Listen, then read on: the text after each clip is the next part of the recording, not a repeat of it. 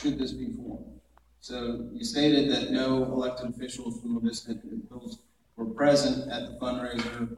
Well, who is thinking about running to become an elected official? Because there's not only a question about forming the city, but also the people who will potentially be running it. So can you give any names, or has anybody within the groups who are working expressed an interest to step up, and should this city be passed, to participate? And do you think there are any conflicts of interest between organizers either running for office or consulting for campaigns should this pass?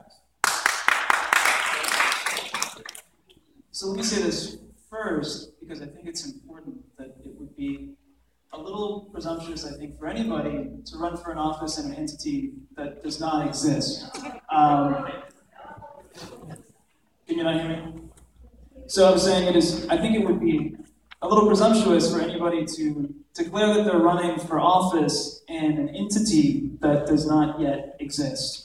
And so I don't know of any individual specifically who's told me or anyone else as a volunteer engaged in cityhood that they're planning on running for office or any particular, be it mayor or council. That said, if you look around you to your left and your right, I think that you'll find that there's a tremendous well of talent in this community. And I would suspect that if we choose to take local control into our hands, you will find many, many of your neighbors stepping up to the task and volunteering their time. There are $12,000 caps and $16,000 cap on city councilors and the mayor's salaries. And so these are envisioned as part-time community volunteer positions. I've had people ask me, why would anyone in God's green earth, if they weren't on the take a part-time job for $12,000 a year, $16,000 a year? But what I tell them is that this has been a part-time to full-time job for me for the last 3 years, for which I've been paid absolutely nothing and have paid a lot of money in to hope to improve my community. And I know that a lot of other people have as well, and I'm very hopeful that we'll have a great group of people who step up to lead this community into a better future. Yeah, and just very briefly, if you have heard, Scott, or anyone here has heard anybody announce that they're running, I'd be happy to know it. I have not heard anyone make that announcement. I don't have any idea who's going to run, but I am willing to bet, and I'm not actually a betting man, I would be willing to bet that every one of those council races will have more than one person running, and look around at the sort of very active civic associations and other folks. We have an area that has a lot of very active people, and that's where the candidates are going to come from. So Ken Strong, I'll give you a chance to weigh in there in terms of these issues. Do you think there are conflicts posed by people who are organizing in the city, potentially running for the city or consulting on campaigns?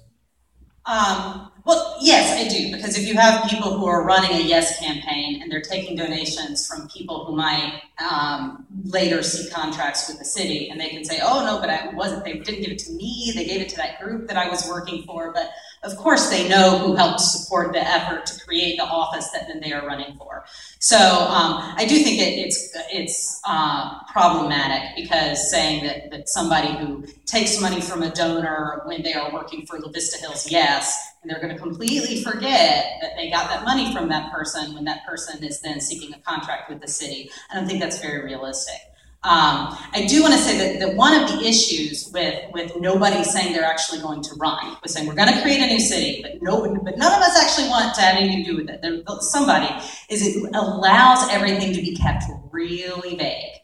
So you cannot say what the vision is for anything. I mean, I have talked to some people who said I want a city because I really want stricter code enforcement. I've had people who said, I really want a city because I think I had a problem with DeKalb code enforcement, and I'm convinced that code enforcement will leave me alone if we go into a city. I've had people who say they want cities because they really want new sidewalks, and other people who are really angry about the sidewalk that was built somewhere they didn't like, and I'm sure a city would not build a sidewalk there.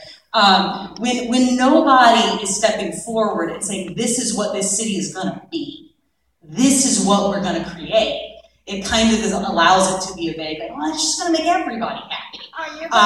And that's never going to be the case. There's never going to be a city that does not make decisions that don't make people angry. But when you can keep it vague, it's very easy to kind of let everybody, even people who are wanting different things, feel like they're going to get what they want. Are you planning to All right, run? this is very important. Are you planning to run? I don't want there to be a city, so it is my hope that there is no office for Richview to run, But for they're me to right run in for. the city. Opponents to cities, however, have frequently run and sometimes been elected to city office. I think it's I wanted to run for commissioner someday, or maybe president of the United States. I've got high hopes for her. So yeah, there you go. I'll vote no. This is very important. The Lakeside High School Viking Band